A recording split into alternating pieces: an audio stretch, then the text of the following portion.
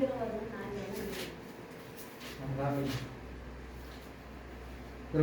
விதம் நல்ல நாள் தான் உங்க நன்றி சொல்லுறோம். அப்படி சமூக கடமை ஆண்டவரே எங்கள் ஒருவரை நீங்கள் பலப்படுத்தி ஆசிரியருக்கு ஞானத்தை தருவீராக என்று ஜெபிக்கிறோம். பைபிள் ஸ்டடி நேரத்தில் இப்படிதான பிரசன்ன சமூகங்களோடு இருப்பதாக ஆண்டவர் நட்சத்திரம் மீண்டும் இயேசு கிறிஸ்து நாமத்தில் அனைவரையும் வாழ்த்துகிறோம். இந்த நேரத்தில் நம்ம தேவ சமூகத்தில் கூடி வந்து இந்த பைபிள் ஸ்டடியில் கடந்து கொள்ள கர்த்தர் இந்த கிருபைக்காக நன்றி செலுத்துகிறேன். இந்த நேரத்தில் நமக்கு மறுபடியும் நம்ம தானியேல் புஸ்தகம் 1ஆம் அதிகாரத்திலிருந்து இன்றைக்கு தியானிப்போம். நேற்று போன 2 வாரம் நம்ம வந்து முன்னரையை படித்தோம். அதுதான் ஆரம்பம், இந்த கல்விய தேசம் எது, யார் எங்கிருந்து வந்தது, இந்த சரித்திரம் எல்லாத்தையும் நம்ம படித்து ஒரு முன்னேற்றமாக ஒரு முன்னோடியாக படித்தது. இன்னைக்கு கொஞ்சம் ஆழமாக தேவசமத்தில் நமக்கு தியானிக்கலாம். 1ஆம் வசனம், இந்த 1ஆம் அதிகாரம் 2ஆம் அதிகாரத்தை இன்னைக்கு தியானிச்சு போகலாம். ஆனால் 2ஆம் அதிகாரத்தை தியானிக்கும் போது ஒரு முன்னரே அவங்களுக்கு சொல்றது என்னன்னா, 2ஆம் அதிகாரத்தோடைய ஃபுல், அதாவது கம்ப்ளீட்டான முழுமையான அர்த்தத்தை சொல்ல முடியாது. ஒரு மேலோட்டமாக தான் இன்னைக்கு அது சொல்ல முடியும். காரணம் என்னன்னா, அதுக்கு உண்டானதான அநேக மர்மங்கள், வெளிப்பாடுகள், தரிசனங்கள் நீ தொடர்ந்து நம்ம படிக்க போகிறதான அதிகாரிகளில் இருக்கிறபடினால இப்போது நம்ம அதை ஜஸ்ட் அந்த 2ஆம் அதிகாரத்தில் எப்படி சொல்லப்பட்டதோ அப்படியாகவே அதை சுருக்கமாக ஒரு மேலோட்டமாக படித்து அதுக்கு உண்டானதான ஒரு சில விளக்கங்களை மாத்திரம் சொல்லி நாம் கற்று சமூகத்தில் கடந்து செல்வோம். நம்ம 1ஆம் அதிகாரத்திலிருந்து நாம் இந்த பகல் வேலை தியானிப்போம். வாசிங்க. 1ஆம் அதிகாரம் 2ஆம் வசனத்துல வாசிங்க. 1ஆம் வசனத்துல வாசிங்க. யூதாவின் ராஜாவாகிய யோயாக்கீம் அரசாண்ட 3ஆம் வருஷத்திலே பாபிலோன் ராஜாவாகிய நேபுகாத்நேச்சர் எருசலேமுக்கு வந்து அதை முற்றுகை போட்டான். அப்பொழுது ஆண்டவர் யூதாவின் ராஜாவாகிய யோயாக்கீமை தேவனுடைய ஆலயத்தின் பாத்திரங்களில் சிலவற்றையும் அவன் கையிலே ஒப்பு கொடுத்தார். அவன் அந்த பாத்திரங்களை சீனேயர் தேசத்தில் உள்ள தன் தேவனுடைய கோவிலுக்கு கொண்டு போய் அவைகளை தன் தேவனுடைய பண்டைய சாலைக்கு வைத்தான். அப்பொழுது இஸ்ரவேல் புத்திரர்களுக்குள்ளே ராஜ குலத்தார்களிலும் துறை மக்களிலும் யாதொரு மாசும் இல்லாதவர்களும் அழகானவர்களும் சகல ஞானத்திலும் தேறினவர்களும் அறிவில் சிறந்தவர்களும் கல்வியில் நிபுணரும் ராஜாவின் அரண்மனையிலே சேவிக்க திறமை உள்ளவர்களும் ஆகிய சில வாலிபரை கொண்டு வரவும். அப்ப பாருங்க, இந்த 1ஆம் அதிகாரத்துல ஆரம்பத்துல நம்ம படிக்கிறோம். அதாவது ராஜாவுடையதான நேபுகாத்நேசர் ராஜா 2 ராஜாக்கள் கடைசி அதிகாரத்துல சொல்லப்பட்டதான பாக்கி இங்க வருகிறது. நேபுகாத்நேசர் ராஜா எருசலேமை பிடிச்ச பிறகு எருசலேம் தேவாலயத்திலிருந்து பொருட்களை எடுத்துக்கொண்டு அவனுடையதான தேவாலயத்துல கொண்டு வைக்கிறார். அப்போ பாருங்க, நீங்க இந்த பழைய பாட்டு காலத்துல, இந்த ராஜாக்கள் காலத்துல விசேஷமாக பார்க்கிற ஒரு காரியத்தை நம்ம பார்க்க முடியும். அதாவது ராஜாக்கள் திருடி கொண்டு, அதாவது தேவ ஆலயத்திலிருந்து எடுத்துக்கொண்டு வருகிறதான பொருட்களை அவர்களுடைய ஆலயங்கள்ல வைப்பார்கள். அது ஒரு சடங்காக நம்ம பார்க்கிறோம். அதாவது நம்ம விசேஷமாக பார்க்கும்போது பெலிசியர்கள் உடன்படிக்கை பற்றியே பிடிக்கும்போது அது வந்து எங்க கொண்டு போனாங்க, தாகோனுக்கு முன்பதாக கொண்டு வச்சு.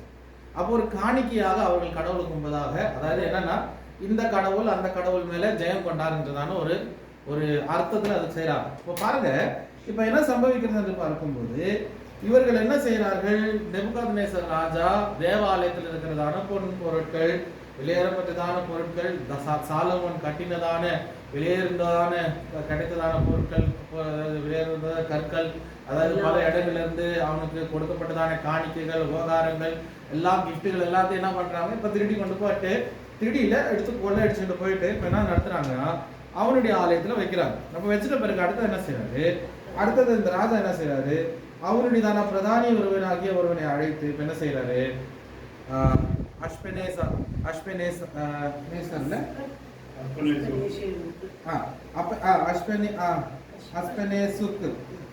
அந்த அவனுக்கிட்ட என்ன சொல்றாரு, நீ என்ன பண்ணு, கொண்டு வரப்பட்டதான இஸ்ரவேல் புத்திரர்கள் வந்து, அதாவது திறமை, மாசில்லாதவர்கள், அழகானவர்கள், ஞானத்துல தேறினவர்கள், அறிவில் சிறந்தவர்கள், கல்வியில் நிபுணர்கள். அதாவது இவர்கள் யாரு என்று பார்க்கும்போது ராஜ குலத்துல இருக்கிறாங்க. ராஜ குலம்னா யாரு, யூதா மக்கள்.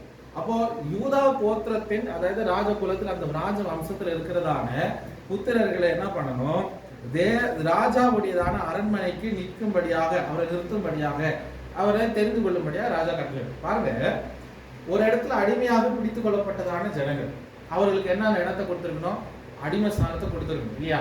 அவன் அடிமையாக கஷ்டப்பட்டு வேலை செய்யணும். யோசேப்பை அடிமையாக கொண்டு விற்று போடப்பட்டால் அங்க என்ன செய்யறான், அவன் அடிமையாக இருந்தாலும் அந்த வீட்டின் பொறுப்பு எல்லாம் அந்த எஜமானன் கொடுத்தான்.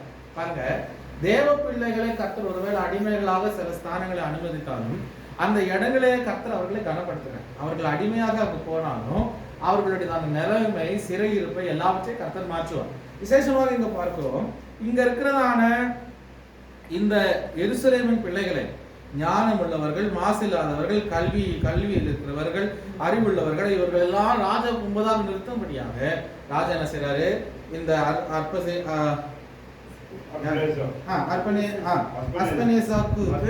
அவர் சொல்றாரு, கட்டளையிட்டார், நீ போய் பண்ணு.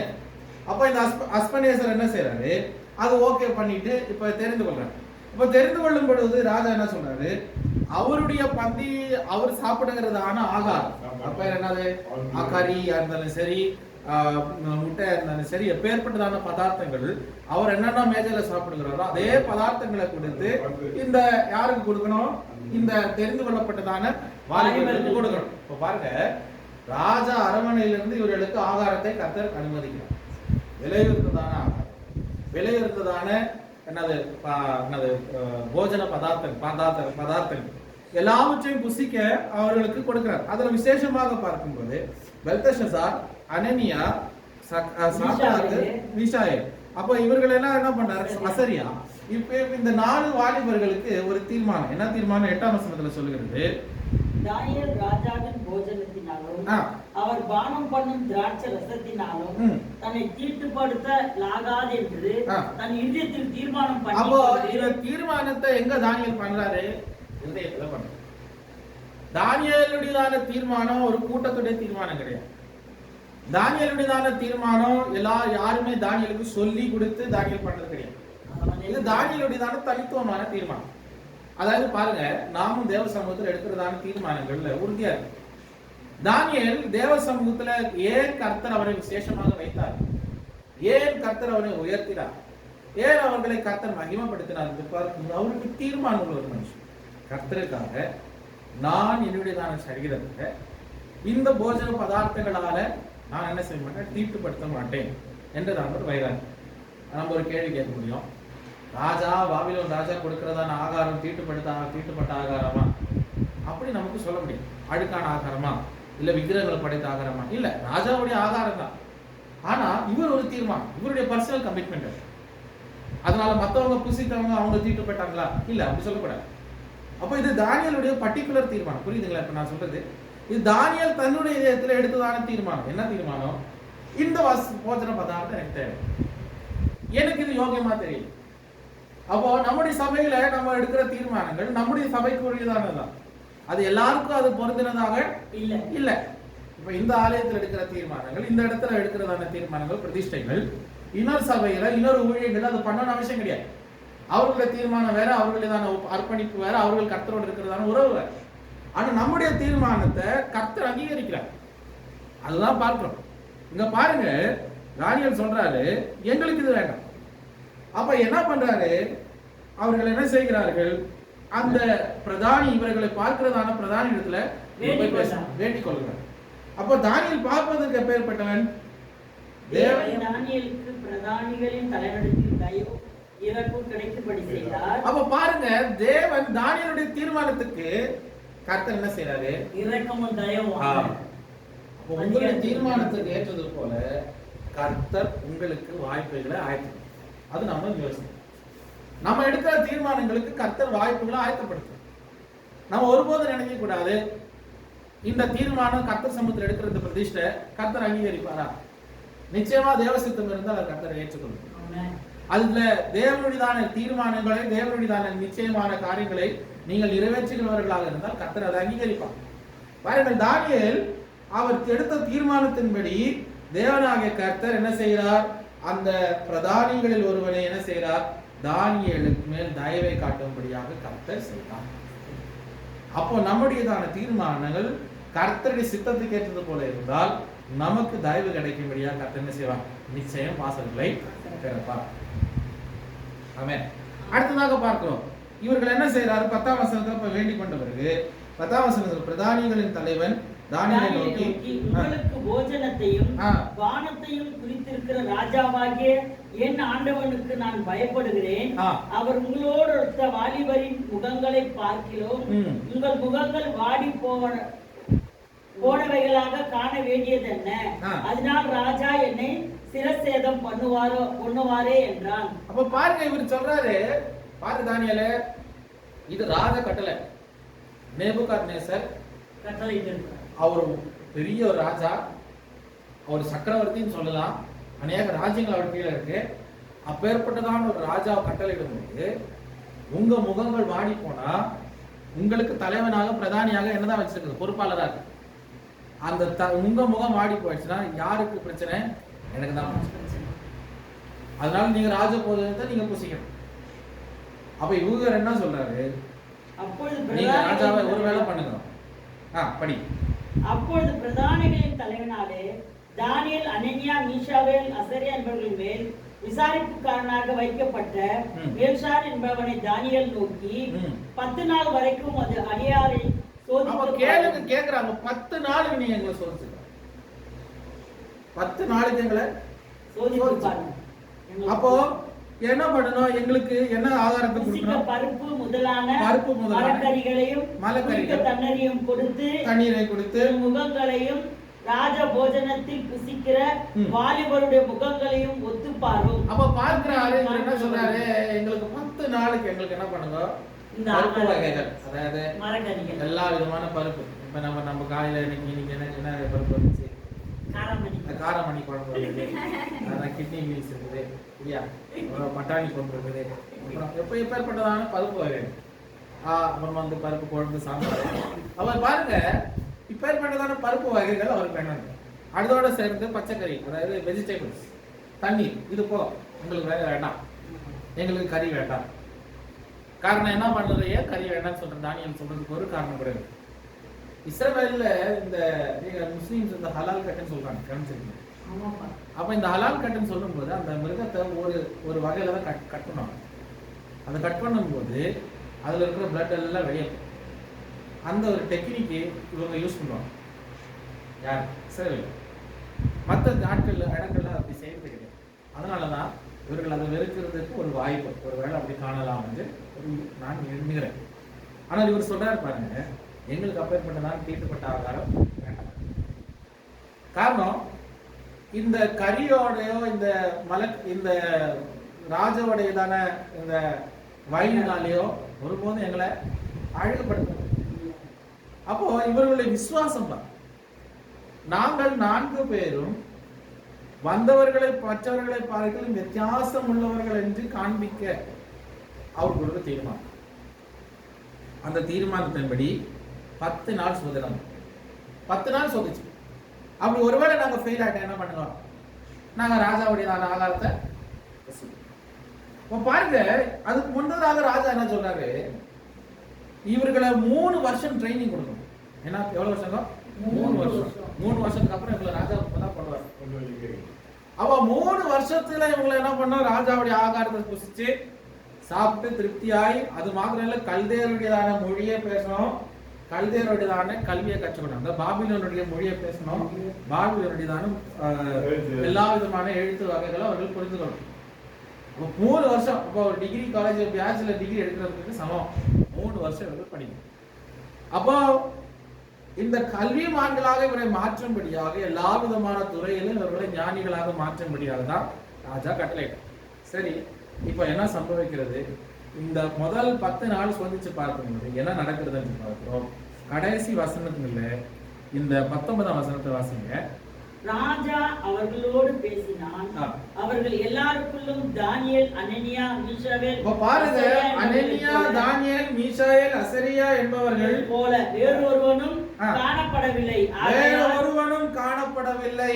ஆகையால் இவர்கள் ராஜா சமூகத்தில் நின்றார்கள். அவர் ராஜ சமூகத்தில் நிற்கும் போது இவர்கள் முகங்கள் எப்படி இருந்தது? இந்த ராஜா மேஜல இருந்து கரிமீன் சாப்பிட்டவன் பார்க்கிறோம் புஷ்டியாக பசுமையாக இவர்கள் செழிப்பாக காணப்பட்டார். இப்போ மெலிசா போன தானிய அன்னைக்கு அங்க போய் வெறும் பருப்பும் பச்சைக்கறியை சாப்பிட்டு இது காய்கறியை சாப்பிட்டு நல்லா குண்டாயாச்சு, நல்லா குண்டு வெயிட் போட்டாங்க. முகலாம் அழகுள்ளதாக மாறணும், சௌந்தரியம் உள்ளதாக மாறணும்.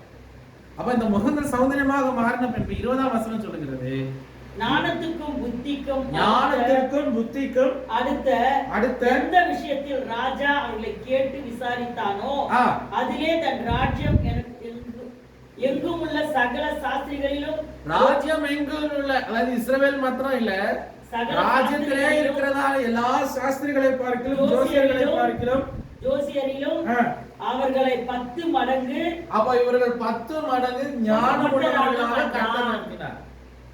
எதுக்கு? 4 பேருடைய தீர்மானம்.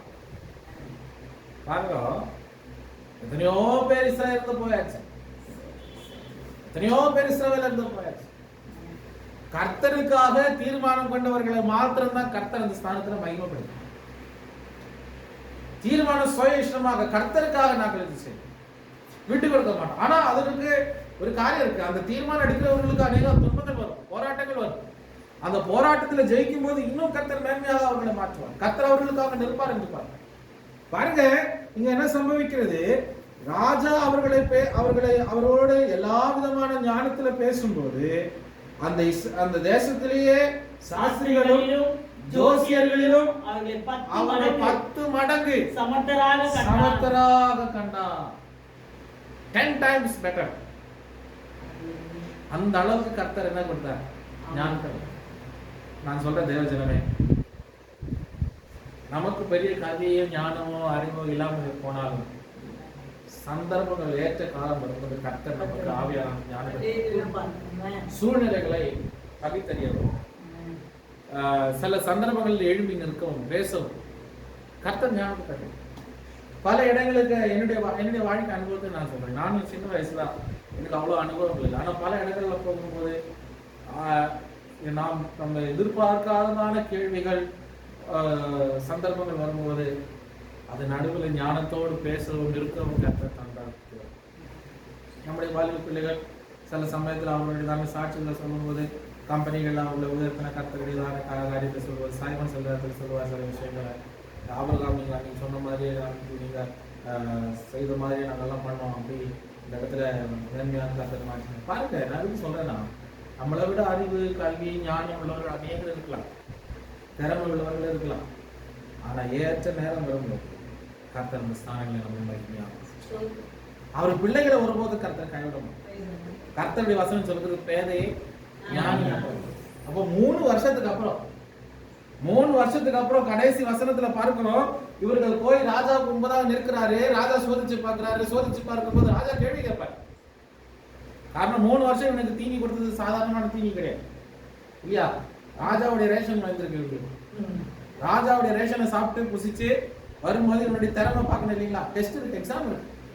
எல்லா எக்ஸாம்லயும் தேர்ந்தவர்கள் இப்பதான் ஓரல் டெஸ்ட் இருக்கு.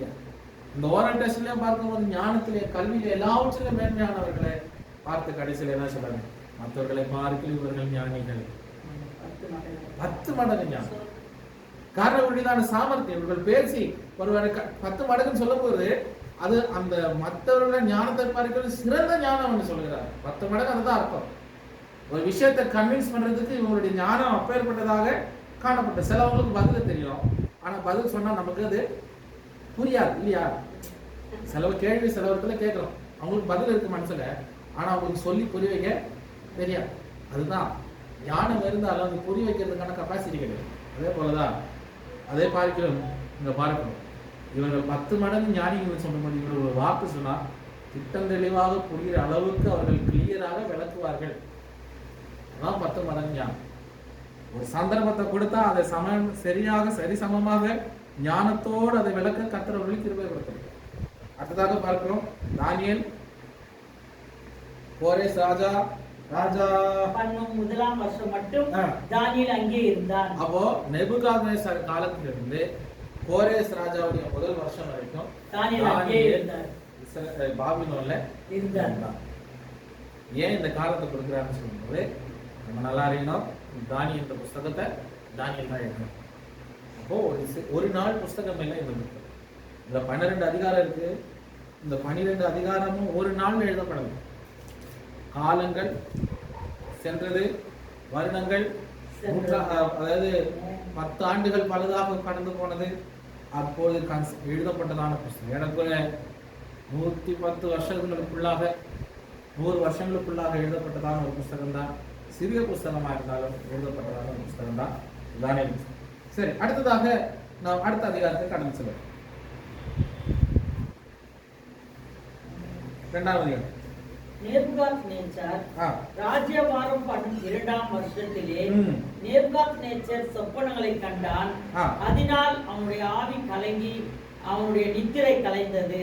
அப்ப பாருங்க, இப்போ நேபுகாத்நேச்சார் ஒரு சொப்பனத்தை கண்டார். அந்த சொப்பனத்தை கண்ட உடனே அவருடைய நித்திரை தூக்கம் போயிடுச்சு, கலங்கினான். அப்ப தூக்கம் போன உடனே இப்ப ராஜா என்ன செய்யறாரு, அந்த பட்டணத்துல இருக்கிறதான எல்லா விதமான ஜோசியர்கள், சாஸ்திரிகள், ஜோசியர்கள், சூனியக்காரர்கள் அழைத்து அவர்களிடத்துல ராஜ சந்நிதியில் ராஜ சமூகத்தில் நின்றார்கள். இவர்கள் எல்லாம் அழைக்கிறாரு. இப்ப ராஜா அழைச்சு என்ன சொல்றாரு, சொப்பனத்தை விளக்க சொல்ற. சொப்பனத்தை மாத்திரம் விளக்க கூடாது, சொப்பனமும் சொல்லணும். அதான் பெரிய பிரார்த்தாசம். இப்போ ஒரு விஷயத்த உங்ககிட்ட சொல்லி உங்களுக்கு எது வேணா கதவை கட்டலாம் இல்லையா? ஆனா இவர் ராஜா போட்ட பெரிய பிரச்சனை என்ன தெரியுமா, சொப்பனத்தையும் சொல்லணும், விளக்கமும் சொல்லணும். அப்படி சொல்லலைன்னா இந்த ஜோசியக்காரனும் சரி, சாஸ்திரியும் சரி, ஞானியும் சரி, சூனியக்காரனும் சரி, எல்லாமே செத்துக்கணும், கொண்டுடுவார் ராஜா, கொண்டு போட்டுருவார். காரணம் அப்போ இவ்வளவு நாள் இவன் என்ன பண்ணிட்டு இருந்தா, ராஜா போய் சொல்லி ஏமாறி ராஜா நேபுகாத்நேச்சார் ராஜா கட்டளை அதிகாரம் உள்ளவர், எது வேணாலும் செய்யலாம். பாருங்க, இப்போ ராஜா கூப்பிடுறாரு, சொப்பனத்தை விளக்குங்கடா, சொப்பனத்தையே சொல்லணும். நான் என்ன காரணம், நீங்க என்ன வேணாலும் வளர்க்கலாம், நீங்க எனக்கு விளக்கணும். அவ விளக்குன உடனே ராஜா சொல்றாரு, இவங்க எல்லாம் கேட்கறது ராஜா அது பெரிய கஷ்டமான இருக்காரு, ஒரு வேலை பண்ணுங்க, சொப்பனத்தை சொல்லுங்க, நாங்க என்ன பண்றோம் அர்த்தத்தை. ராஜா சொல்றது முடியாது, நீங்க சொப்பனத்தை சொல்லி அதுக்குண்டான விளக்கத்தை சொல்லலன்னா உங்களுக்கு எல்லாருக்கும் மரண தண்டனை. மரண தண்டனை சொன்ன உடனே 13ஆம் வசனத்தை வாசிங்க.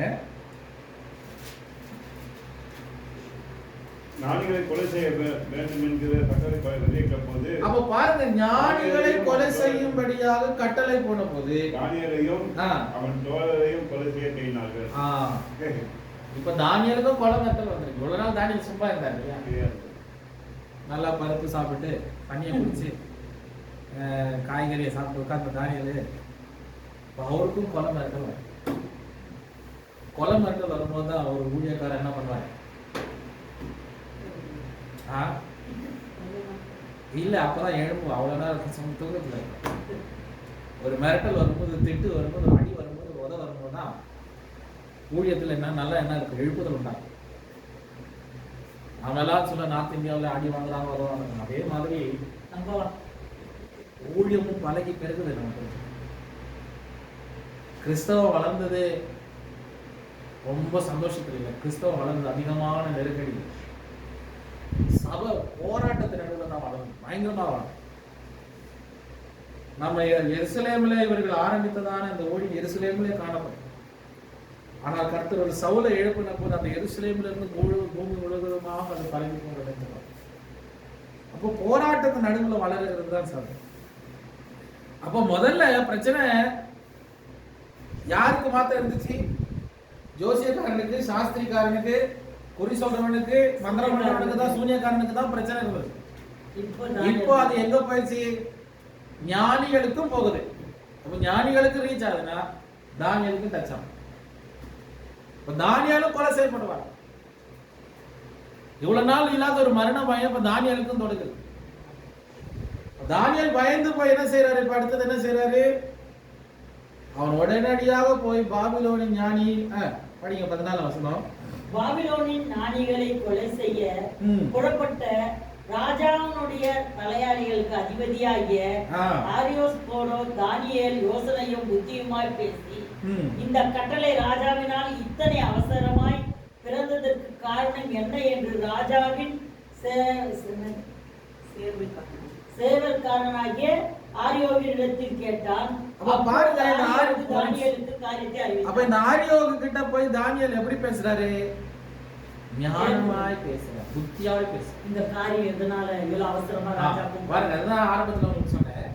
தானியேல் 10 மடங்கு ஞானின்னு சொல்றதுக்கு காரணம் இதுதான். ஒருவரை கொலை செய்ய ராஜாவுடைய கட்டளையோடு வருகிறவன் யாரு? தாரியோஸ். அவனுக்கு இவன் தானியேல் யாரு, அவன் பேச்சு கேட்கணும்னு ஒரு அவசியம் இல்லை, நேரா வெட்டி போட்டு போயிட்டே இருக்கலாம். ஆனா அவரையே கன்வின்ஸ் பண்ற அளவுக்கு ராஜா தானியேலுடைய பேச்சு திறன் என்ன. அதனாலதான் சொல்ல 10 மடங்கு அவனை கத்தர் ஞான புத்தி உள்ளவனாக மாற்றம். பாருங்க, அதுதான் நம்ம பார்க்கிறோம் எப்படி அந்தந்த சந்தர்ப்பங்கள்ல தானியேலை கத்துருவாரு. அப்போ தானியேல் போய் பேசுற, எதுக்கு இவ்வளவு சீக்கிரம் ராஜா அவசரப்படணும்? அவசரப்பட்டு இந்த கடலை போட்டாரு. அப்ப கேட்ட பிறகு என்ன சொல்றாரு? எங்களுக்கு என்ன பண்ணுங்க, கொஞ்சம் டைம் கொடுங்க இல்லையா? 16ஆம் வசனத்துல சொல்லும்போது கொஞ்சம் டைம் எங்களுக்கு கொடுங்க.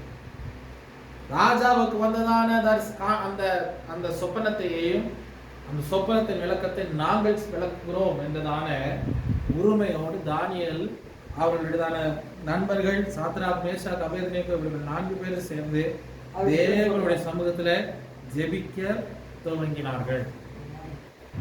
அவர்கள் ஜெபிக்க துவங்கின போது என்ன சம்பவிக்கிறது? ஒரு ராத்திரியில கர்த்தர் தானியேலுக்கு இதை வெளிப்படுத்தினார். வாசிக்கலாம் 20ஆம் வசனத்துக்கு வாசிக்கலாம்.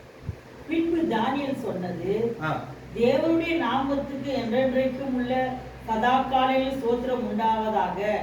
ஞானமும் வல்லமையும் அவருக்கே உரியது. அவர் காலங்களையும் சமயங்களையும் மாற்றுகிறவர், ராஜாக்களை தள்ளி ராஜாக்களை ஏற்படுத்துகிறவர், ஞானிகளுக்கு ஞானத்தையும் அறிவாளிகளுக்கு அறிவையும் கொடுக்கிறவர், அவரே ஆழமும் மறைபொருளுமானதை வெளிப்படுத்துகிறவர், இருளில் இருக்கிறதை அவர் அறிவார், வெளிச்சம் அவரிடத்தில் தங்கும். என் பிதாக்களின் தேவனே, நீர் எனக்கு ஞானமும் வல்லமையும் கொடுத்து நான் உம்மிடத்தில் வேண்டிக் கொண்டதை இப்பொழுது எனக்கு அறிவித்து ராஜாவின் காரியத்தை எங்களுக்கு தெரிவித்தபடியினால் உம்மை துதித்து புகழ்கிறேன் என்றார். அப்ப பாருங்க, இவர்கள் என்ன செய்கிறார்கள்? இப்போ கர்த்தருக்கு நன்றி ஜெபத்தை செலுத்துறாங்க. நன்றி ஜெபத்தை செலுத்துறாங்க. கர்த்தர் சொப்பனத்தை வெளிப்படுத்தின பிறகு இவர்கள் சந்தோஷத்தோட நன்றி செலுத்தி இவர்கள் இப்ப என்ன பண்றாரு? தானியேல் இப்ப என்ன செய்யறாரு? 24ஆம் வசனத்துல அந்த அரியோக்கு கிட்ட போறார். அவர்கிட்ட போய் என்ன சொல்றாரு?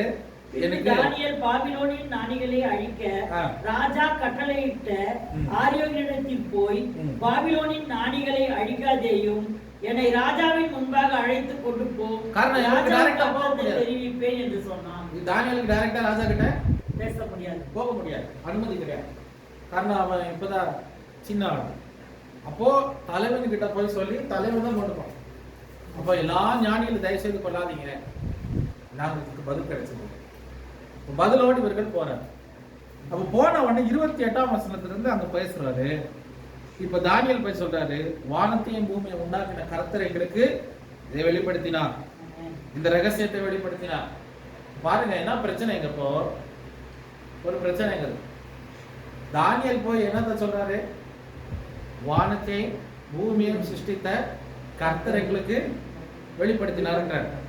ஆனா பாபிலோனருடைய கடவுள் இல்ல, சிருஷ்டிப்பின் கடவுள் வேற, ஒவ்வொன்றுக்கும் ஒவ்வொரு கடவுள் இருக்கிறார். அப்போ இங்க பிரச்சனை தான் தானியேல் சொல்றதா? இங்க ஒரு பெரிய ஒரு போராட்டம் என்ன தெரியுமா? உங்களுடையதான தேவர்கள் விளக்காததை, அதுதான் தானியேல் வைக்கிற சவால். உங்களுடையதான தேவர்கள் விளக்காததை எங்களுடையதான தேவனாகி கர்த்தர் விளக்கினார்.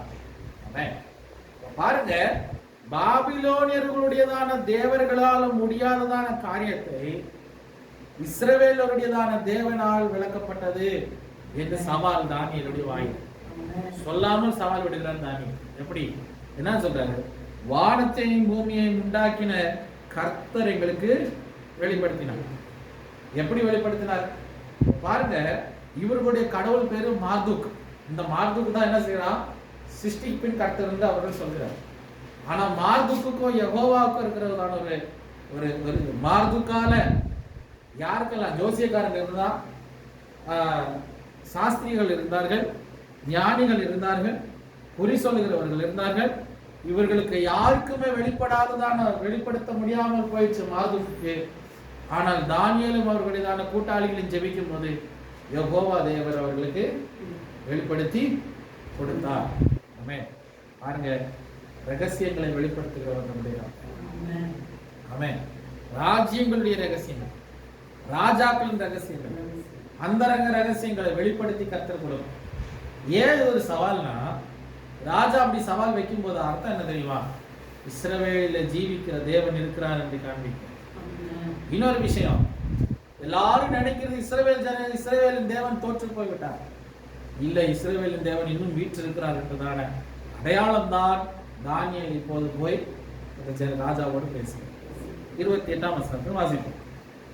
மறைபொருள்களை வெளிப்படுத்துகிற பரலோகத்தில் இருக்கிற தேவன் கடைசி நாட்களில் சம்பவிப்பதை மறைபொருள்களை வெளிப்படுத்துகிற பரலோகத்தில் உள்ளதான தேவன் இப்போது எங்களுக்கு என்ன பண்ணிருக்கிறாரு?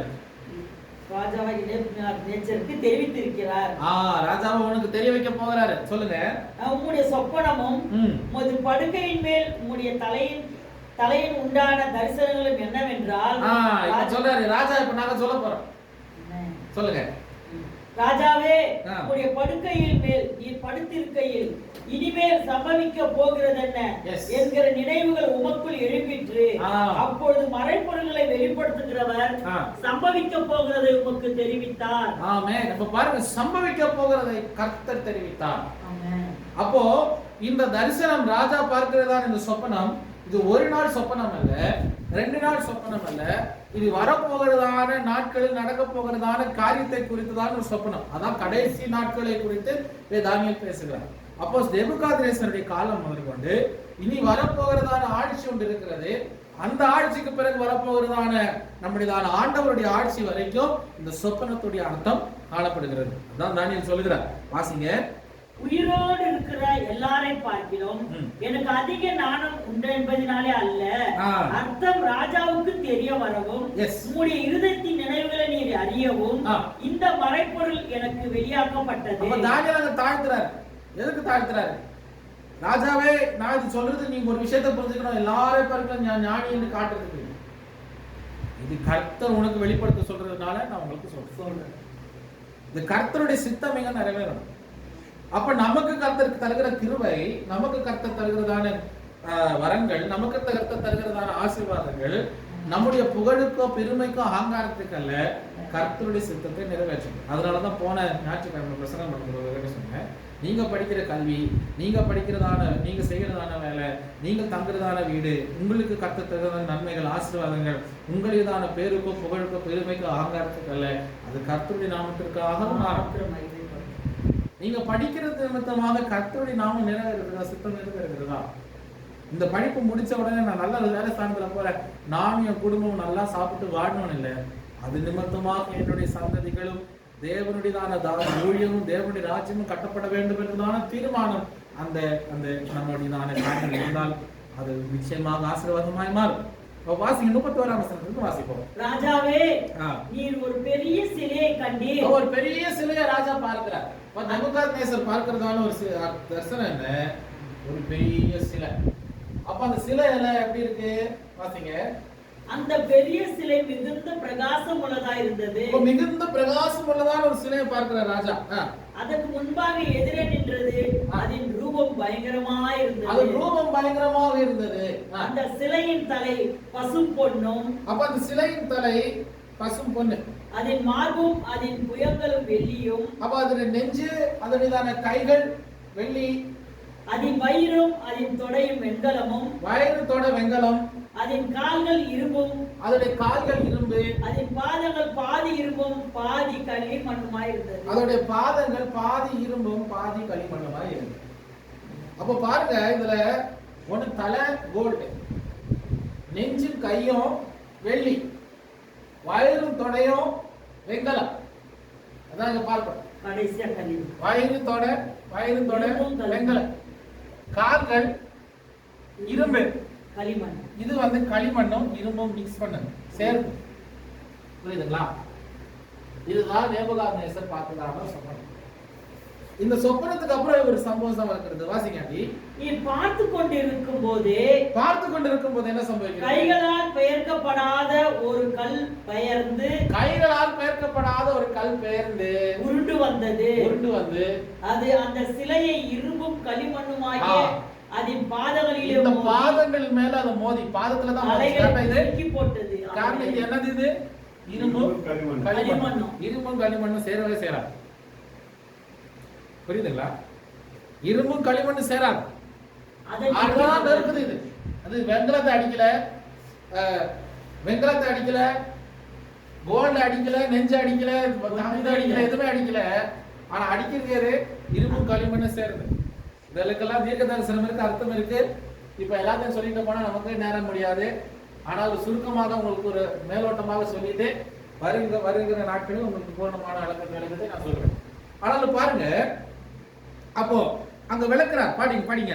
அப்பொழுது அந்த இரும்பும் களிமண்ணும் வெண்கலமும் வெள்ளியும். அப்ப என்ன நடக்குது? இப்போ இந்த இரும்பு களிமண் முதல்ல அடிப்படுது, வெண்கலமும் வெள்ளியும். இரும்பு அடிப்படுது, வெண்கலமும் வெள்ளி அடிப்படுது.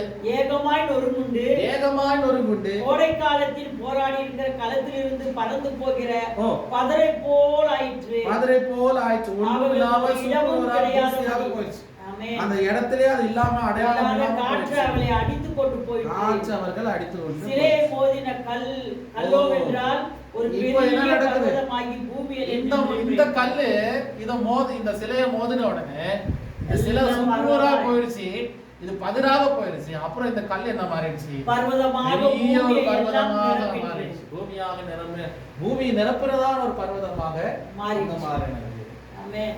அதனாலதான் கர்த்தர் சொல்றாரு, இந்த கல்லின் மேல என் சபையை கட்டுவேன், பாதாள வாசல்கள் அதை மேற்கொள்வது. அப்ப இந்த கல்லாகிய தேவனாகிய கர்த்தர் இயேசு குறிக்கிறது இந்த கல். அப்ப இந்த கல் மேல கல் என்ன செய்கிறது? முதல்ல சின்ன கல்லாக, அதனாலதான் தள்ளப்பட்ட கல் கட்டிடத்தை தாங்கிறதான மூளைக்கல்லாக மாறினது இல்லையா? அப்ப பாருங்க, இந்த கல் பேதுரு சொல்லுகிற கல், இயேசு சொன்னதான கல் இப்போது எப்படி மாறுகிறது? பூமி நிரம்பி வருகிறதான கல்லாக மாறியது, பர்வதமாக மாறி. அப்போ எல்லாவற்றையும் அழிக்கக்கூடியதான திறமை உள்ளதான ஒரு கல். அப்போ இன்னைக்கு இப்போ சின்னதாக ஒரு விளக்கத்தை உங்களுக்கு நான் சொல்லிக்கிறேன். பாருங்க, இந்த கோல்டு தலைக்கு தெரியுது. அப்போ அவன் இந்த கோல்டு ரேட் ஆஃப் கோல்டு. அப்போ பாருங்க, பாபிலோனியருடையதான அரசாங்கத்தை இந்த பொன் குறிக்கிறது. பொன் தலை பாபிலோனியர்களை குறிக்கும். வருக போகிறதான ராஜ்யங்களை குறித்ததான தரிசனம் தான் இந்த சிலை. வரப்போகிறதான ராஜ்யங்களை குறித்ததான தரிசனம் தான் இந்த சிலை. நமக்கு இந்த இரும்பு வரைக்கும் எல்லாமே இவ்வளவு தூரம் நமக்கு அரசாங்கம் நடந்திருக்கு. இரும்பு வரைக்கும் நடந்திருக்கு. நீ வரப்போகிறது இந்த பாருங்க, வரப்போகிறது பாருங்க. இந்த இரும்பு வரைக்கும் நடந்துருச்சு. நம்ம ஒன்னா பார்க்கலாம். சீக்கிரமா சொல்லிட்டு உங்களுக்கு நமக்கு ஜெபிச்சு முடிக்கணும். இப்போ பாருங்க, 2600 வருஷத்துக்கு முன்பதாக நேபுகாத்நேசர் 2600 வருஷம் சொல்ற பாருங்க, 2600 வருஷத்துல நேபுகாத்நேசர் ராஜாவுக்கு கர்த்தர் கொடுத்ததான சொப்பனம். அந்த சொப்பனத்தை மறுபடியும் தானியேல் முகாந்திரமாக கர்த்தர் வெளிப்படுத்தி அந்த சொப்பனத்திற்குண்டானதான அர்த்தத்தை 2600 வருஷங்களுக்கு முன்பதாக தேவ பிள்ளையாக தேவதாசனாக இருக்கிறதான தானியேலுக்கு வெளிப்படுத்தி சபைக்கு வேதா புஸ்தகத்துல நமக்கு கர்த்தர் தந்திருக்கிறார். பாருங்க, இங்க நடக்க போகிறது தலை என்று சொல்கிறது பொன் தலை, பொன்னினால் செய்யப்பட்டதான தலை. இந்த தலை யாரை குறிக்கிறது? பாபிலோன் தேசத்தை குறிக்கிறது. பாபிலோன் ராஜாவாகிய நேபுகாத்நேசர் ராஜாவை குறித்து பேசுகிறது. அப்ப அவன் ஆண்டதான வருஷம் பாருங்கள், அங்க சொல்லப்பட்ட வருஷம் 626 வருஷம் முதல் கொண்டு 539 வருஷம் வரைக்கும். இதுல 612 கொடுத்திருக்கு, சிலவங்க பல டேட் சொல்றாங்க. ஆனா மொத்தத்துல பார்க்கும்போது 612 வருஷம் முதல் கொண்டு 639 BC வரைக்கும், கிறிஸ்துவுக்கு முன்பதாக இந்த ராஜா அரசாங்கம். பாபிலோன் தேசம் அரசாங்கப்பட்டது. அதுக்கப்புறம் இந்த பொன்னினால் செய்யப்பட்டதான இந்த அரசாங்கத்துக்கு பின்பு அடுத்து வந்த அரசாங்கம் இது இந்த வெள்ளி நெஞ்சும் கைகள் இருக்கிறதான கைகள் வெள்ளி நெஞ்சும் வெள்ளி மார்பும் வெள்ளி இவனுடைய எந்த ராஜான்னு பார்க்கும்போது மேதிய பர்ஷியா ராஜாவை குறித்து பேசு. அதற்கு ஆதார வசனமாக பார்க்கலாம். தானியேல் புஸ்தகம் 5ஆம் அதிகாரம் 30ஆம் வசனம் 31ஆம் வசனத்தை வாசிங்க.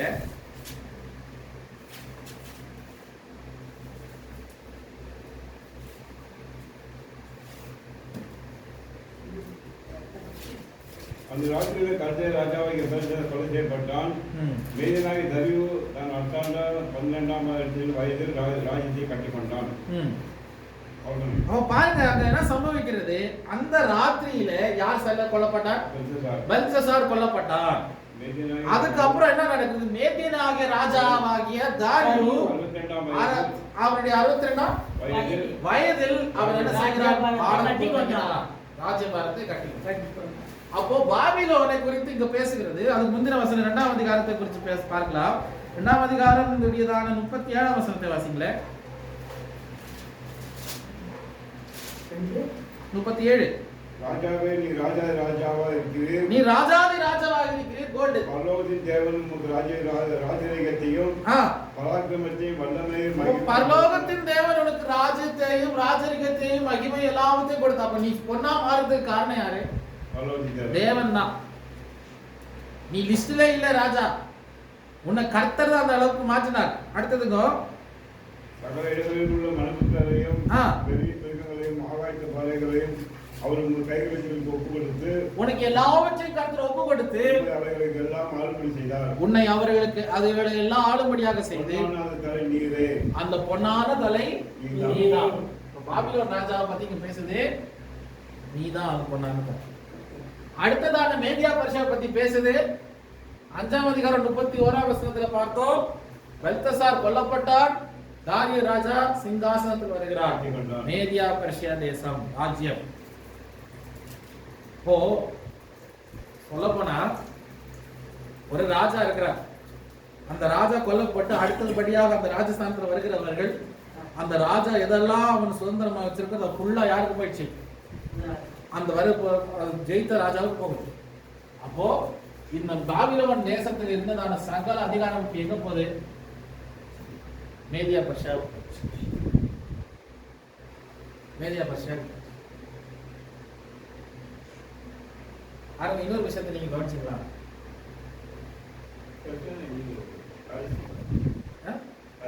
இல்ல பர்ஷியான்னு சொல்லும்போது மிடில் ஈஸ்ட், பாரிஸ் பிரான்ஸ் அது பர்ஷியா.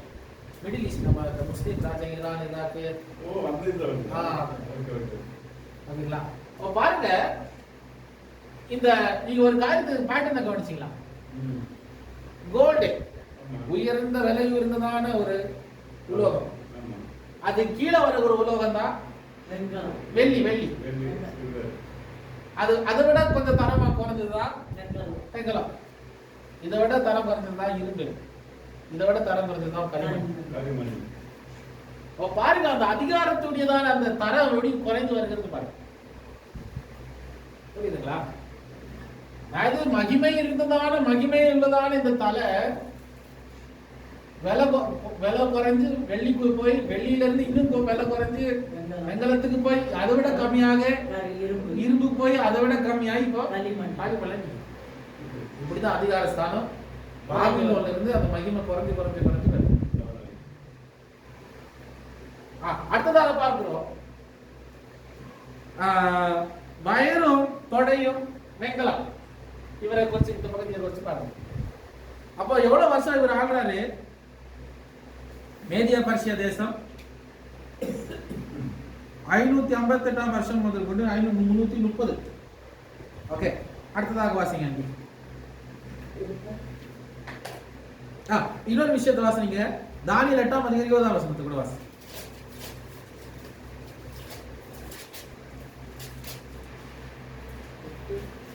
கண்ட 2 கொம்புள்ள ஆட்டுக்கடா மேதியா பெர்சியா தேசங்களின் ராஜாக்கள்.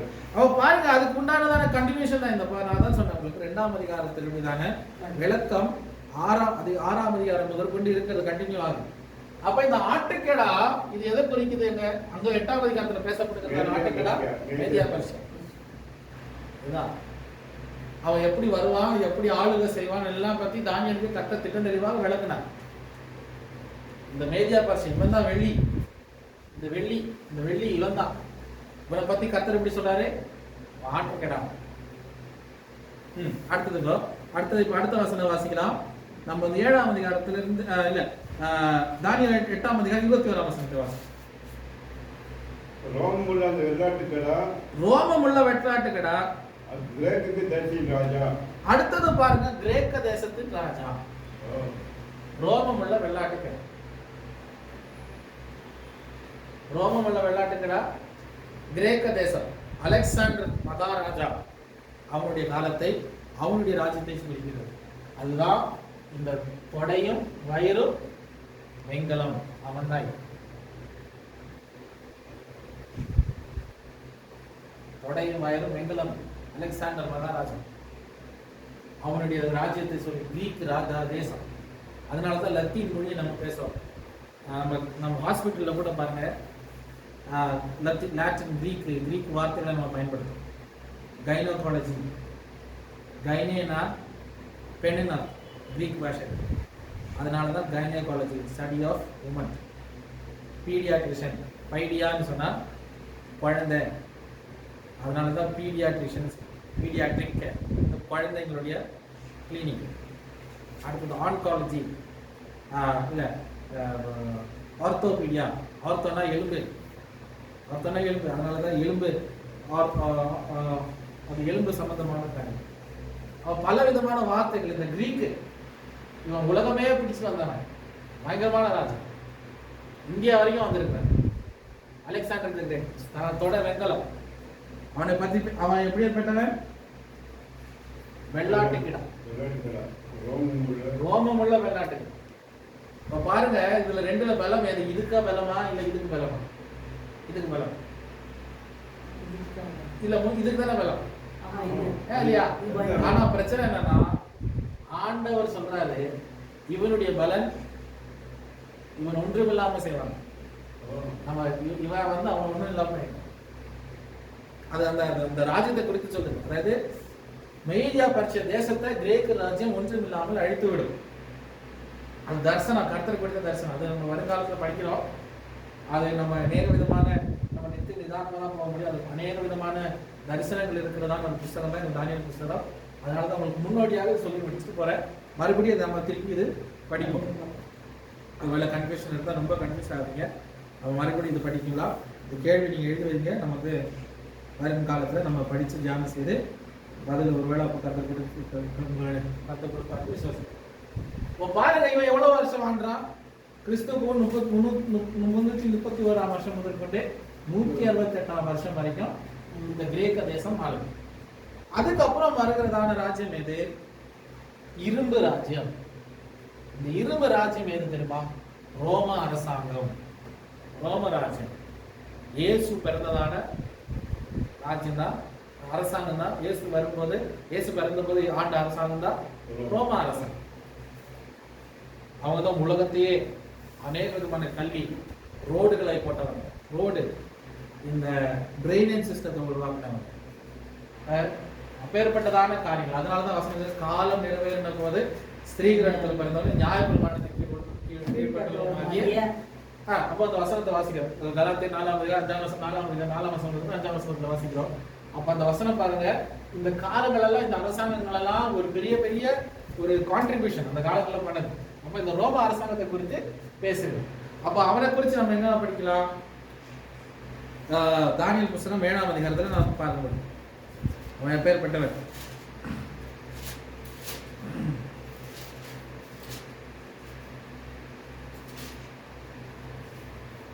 ஏழாம் வசனத்தை படிக்கிறீங்களா? அதற்கு பின்பு ராத்தரிசனங்களில் 4ஆம் மிருகத்தை கண்டேன்.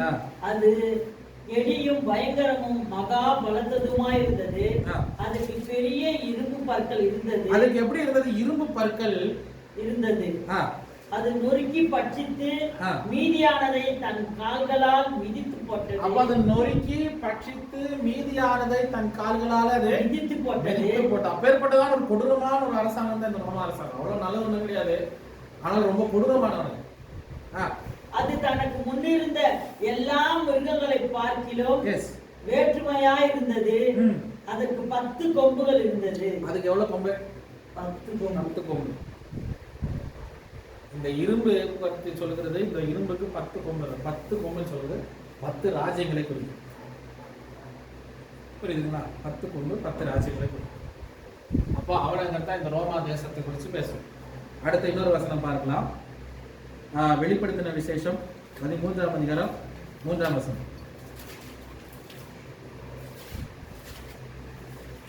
வெளிப்படுத்தல் விசேஷம் 13ஆம் அதிகாரம் 3ஆம் வசனம். அதன் தலைகள் ஒன்றிலும் ஆ. சாவுக்கு ஏதுவாய் காயப்பட்டிருக்க கண்டேன். ஆனாலும் சாவுக்கு ஏதுவான அந்த காயம் சொஸ்தமாக்கப்பட்டது. அப்ப அவனுடைய தலையில ஒரு பெரிய காயம் இருக்கிறது. யாரை குறித்து பேசுது? இந்த ரோம அரசாங்கத்தை பற்றி பேசுது, தீர்க்கதரிசனமா பேசுது. நம்ம அதை நான் அதிகமா விளக்க போல, வருங்காலத்துல அதை பற்றி விளக்க போவோம். இப்போ பாருங்க, அவனுக்கு ஒரு காயம் ஏற்படுது. ஆனா அந்த காயம் என்ன செய்யுது? மறுபடியும் அந்த காயம் ஆறப்போகுது, சுத்தமாக்கப்பட்டது. பூமியில் உள்ள யாவரும் ஆச்சரியத்தோடு அந்த மிருகத்தை பின்பற்றி, அப்ப என்ன செய்யுங்க? அந்த மிருகத்தை மறுபடியும் பின்பற்றுவாங்க. அதே வரப்போகிறதான அந்தி கிறிஸ்துடைய ஆட்சியை குறித்து அதை பேசுகிறது. இப்போ ரோம அரசாங்கம் இல்ல, இருக்கா? இல்ல. ரோம அரசாங்கம் கிறிஸ்துவுக்கு பின் 476 வருஷத்தோட முடிஞ்சிச்சு. அந்த 476 AD-யோட முடிஞ்சிச்சு. இப்போ காயப்பட்டு இருக்கிறான். ஆனா மறுபடியும் வருவான். 10 கொம்பு 10 விரல்களுக்கு சமம். 10 ராஜ்யங்கள் 10 விரல்கள் கால்களுக்கு. அவன் மறுபடியும் வரப்போகிறான். அடுத்தது அதே 17ஆம் அதிகாரம் 9 இருந்து 14 வசனத்தை வாசிக்கிறீங்களா? 17ஆம் அதிகாரமா? ஆமா, அதே வெளிப்பாடுதான். 17 9 இருந்து 11. ஞானமுள்ள மனம் இதிலே விளங்கும். அந்த 7 தலைகளும் அந்த ஸ்திரீ உட்கார்ந்திருக்க 7 மலைகளாம், அவர்கள் 7 ராஜாக்களாம். அப்ப இது எல்லாத்தையும் எதை பத்தி பேசுதுன்னா ரோம அரசாங்கத்தை பத்தி பேசுது. அப்ப அங்க 10 ராஜ்யங்கள் இருக்கு. அந்த 10 ராஜ்யங்கள்ல 7 ராஜாக்களை பத்தி அங்க பேசுது. அந்த 7 ராஜாக்கள் என்ன செய்கிறார்கள்? 7 மலைகள், அதாவது 7 ராஜ்யங்கள். 7 ராஜ்யங்களாம். இவர்களில் 5 பேர் விழுந்தார்கள். 5 பேர் விழுந்தாச்சு. ஒருவன் இருக்கிறான், மற்றவன் இன்னும் வரவில்லை. வரும்போது அவன் கொஞ்ச காலம் தரித்திருக்க வேண்டும். இருந்ததும் இராததும் ஆகிய மிருகமே 8ஆவதானவனும் அவ்வழியிலிருந்து தோன்றுகிறவனும் நாசமடைய போகிறவனுமாய் இருக்கிறான். நீ கண்ட 10 கொம்புகளும் 10 ராஜாக்களாய், இவர்கள் கொம்புகளும் 10 ராஜாக்களாக. ஆமென். இவர்கள் இன்னும் ராஜ்யம் பெறவில்லை. இன்னும் அவர்கள் ராஜ்யம் பெறவில்லை. இவர்கள் மிருகத்தோடு கூட 1 மணி நேரம் அளவும், மிருகத்தோடு கூட 1 மணி நேரம் என்ன பண்ணுவாங்க? ராஜாக்கள் அதிகாரம் பெற்றுக் கொள்ளுகிறார்கள். 1 hour தான் இவனுக்கு ராஜ அதிகாரம். அதுக்கப்புறம் ஃபுல் அழைச்சி இப்ப யாருக்கு போகுது? மிருகத்துக்கு போகுது. அதான் வரப்போகிற 8ஆவது. அவனை பத்தி சொல்ல, அவன் தான் களி பண்ணும், இது இருக்கும். அப்ப பாருங்க, அவனை பத்தி சொல்ல போறது 17ஆம் அதிகாரம் 11 இருந்து 13 வசனங்கள்ல பாருங்க. அதுக்கப்புறம் என்ன வாசிக்கிறோம்? இவர்கள் ஒரே யோசனை உள்ளவர்கள். அப்ப கொடுப்பார்கள். என்ன சொல்றாங்கன்னா, இதெல்லாம் வந்து ஐரோப்பிய நாடுகள் பற்றி பேசுறாங்க. ஐரோப்பிய நாடுகள் ஒன்றாய் கூடி தேவனுக்கு விரோதமாக ரோம அரசாங்கமாக செயல்பட்டு அவர்கள் தேவனுடைய ராஜ்யத்துக்கு விரோதமாக, இயேசுக்கு விரோதமாக யுத்தம் பண்ண போகிறார்கள்.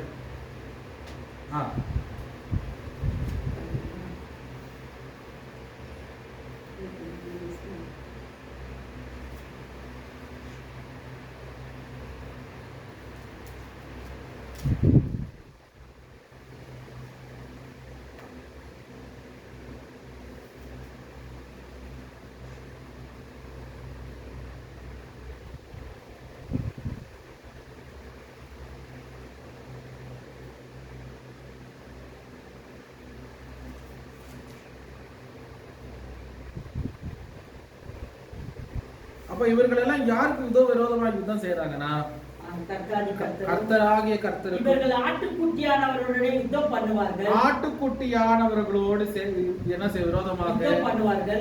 ஆட்டுக்குட்டியானவர் கர்த்தாதி கர்த்தரும் ராஜாவுமா இருக்கிறபடியால் அவர்களை ஜெயிப்பார். அப்ப பாருங்க, ஆட்டுக்குட்டியானவர் கர்த்தாதி கர்த்தர், அவர் என்ன செய்வார்? ஜெயிப்பார். அவரோடு கூட இருக்கிறவர்கள் அழைக்கப்பட்டவர்களும் தெரிந்து கொள்ளப்பட்டவர்களும் உண்மையுள்ளவர்களுமா இருக்கிறார்கள் என்றான். ஹalleluya. ஆமென்.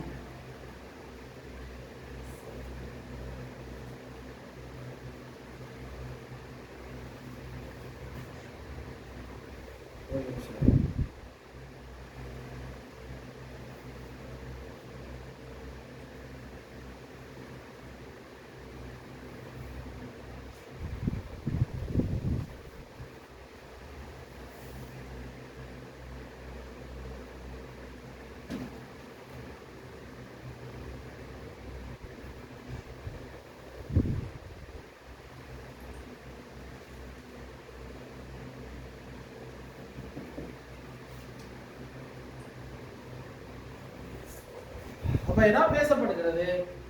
இங்க ஒரு ஆட்டுக்குட்டியானவர் வர போகிறார். அவர் எப்பேற்பட்டவர்? அவர் கர்த்தாதி கர்த்தர், ராஜாதி ராஜாவுமா இருக்கிறார்.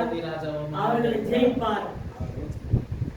அந்த 10 ராஜ்யங்களை இந்த ஆட்டுக்குட்டியானவர் செய்யும். ஆமென். அப்ப மறுபடியும் அந்த தரிசனத்துக்கு நம்ம போறோம். அந்த தரிசனத்துல என்ன பார்க்கிறோம்? அந்த தரிசனத்துல கடைசியாக பார்த்தது ஒரு பெரிய கல் ஒன்று இந்த 10 பாதத்தை 10 விரல் உள்ளதான இந்த பாதத்தை உடைக்கிறது. நொறுக்கி போட்டது. அங்க 10 ராஜ்யம் ஆட்டுக்குட்டிக்கு விரோதமா யுத்தம் பண்ணுது இல்லையா? இப்படி 17 படிக்கிறது. 10 ராஜ்யம் ஆட்டுக்குட்டிக்கு விரோதமாக யுத்தம் பண்ணுது. இங்க பார்க்கிறோம், இங்க கல் வந்து இந்த 10 விரல் உள்ளதான இந்த பாதத்தை உடைக்கிறது.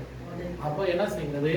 இந்த முழு ராஜ்யங்களை கர்த்தர் உடைத்து இந்த கல் பெரிய ஒரு பார்வதமாக மாறி பூமி எங்கும் நிரப்பினது. புரியுதுங்களா? அந்த ஆட்டுக்குட்டியானவர் யாரு? இந்த கல் யாரு? எல்லாம் ஒரே இதுதான். ஒருவேளை டிஃபரெண்ட் எக்ஸாம்பிளாக மெட்டாபராக ஒரு சொன்னாலும், ஒரு பூமியர்களாக சொன்னாலும், எல்லாம் நடக்க போக சம்பவிக்க போகிறதான காரியத்தை குறித்து பேசுகிறது இந்த ஜனமே. ஒரு விஷயத்தை புரிஞ்சுக்கணும், இயேசு ராஜா சீக்கிரம் வர போகிறார். எல்லா அரசாங்கங்களும் ராஜ்யங்களும் ஒன்றாக போகிறது. இப்போ ட்ரம்ப் பண்ற கூத்துக்கு நிச்சயமா நான் நினைக்கிறேன் கூடி சீக்கிரம் எல்லாரும் ஒன்றாயிடுவாங்க. எல்லாரும் பண்ற எல்லாரும் யோசி பேசிட்டு இருக்கோம். அப்போ அது சீக்கிரத்துல இவன் தான் இயேசுவுக்கு சும்மா இருந்தது காட்டு என்ன பண்ணாரு இருந்தாலும் எல்லாத்தையும் என்ன பண்றோம், சும்மா சங்க இருந்தாங்க. சும்மா இருக்கிற ஆண்டவரை விட சீக்கிரமா வாப்பான்னு சொல்லி ஏத்துறாரு போனது. எல்லாரும் ஏத்துறாங்க. இப்ப யூரோப்ப நாடுகள் எல்லாருக்கும் ஒரு கோபம் கூடி சீக்கிரம் நடக்கும். வரப்போகிற அந்திகிறிஸ்து நாட்சி தான். இவர்களுடைய பேச்சு, ஒரே மொழி, அந்த 17 அதிகாரத்துல எல்லாமே விளக்கப்படுகிறது இல்லைங்களா? 17ஆம் அதிகாரம் 15ஆம் வசனத்துல ஒரே வார்த்தைகளை பேசுவாங்க, ஒரே மொழியே இருக்கும். 17ஆம் அதிகாரம் 15ஆம் வசனம் 16ஆம் வசனம் 17ஆம் வசனத்தெல்லாம் நீங்க படிச்சு பாருங்க. அங்க சொல்லப்படுகிறது ஒரே மொழியை பேசுவாங்க, ஒரே பாஷையை பேசி இவர்கள் ஒன்றாக செயல்பட்டு ஒரே சிந்தையோடு இருப்பார்கள். இயேசு சீக்கிரமாக வரப்போகிறார். ஆனால் எப்பேற்பட்ட அதிகாரங்களை இயேசு ஜெயிப்பார். இயேசுடைய ராஜரிகம் கடைசி வரைக்கும் நிலைத்திருக்கும். இந்த எல்லா ராஜரிகம் பாபிலோன்ல இருந்து, அதாவது ரோம அரசாங்கம், கிரேக்க, மேதியா, பர்ஷியா, பாபிலோன், இந்த அரசாங்கங்கள் எல்லாவற்றையும் இயேசு தகர்த்து இயேசுடைய ராஜ்யபாரம் இந்த பூமியில ஸ்தாபிக்கப்படும் என்று தீர்க்க தரிசனமாக 2600 வருஷங்களுக்கு முன்பதாக நேபுகாத்நேசருடைய சொப்பனத்தை கர்த்தர் ராஜாவுக்கு சொப்பனத்தை கொடுத்து, அந்த சொப்பனத்தை தானியேல் தீர்க்கதரிசி மூலமாக கர்த்தர் நமக்கு வெளிப்படுத்தி நமக்கு அதுக்குண்டான பதிலை நம்ம ஊழியக்காரர் மூலமாக கர்த்தர் நமக்கு தந்திருக்கிறோம். அந்தபடினால நம்ம விசுவாசத்தோடு காத்திருப்போம், ஜெபிப்போம்.